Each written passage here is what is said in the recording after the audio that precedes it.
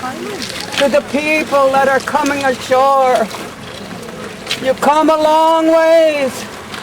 May the Great Spirit guide you and protect you as you continue this journey to our nation in Lummi.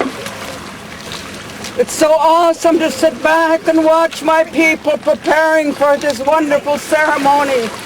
Something in our history that has never taken place for many years. I thank the Great Spirit today to be able to stand here and welcome the first canoe to our shores.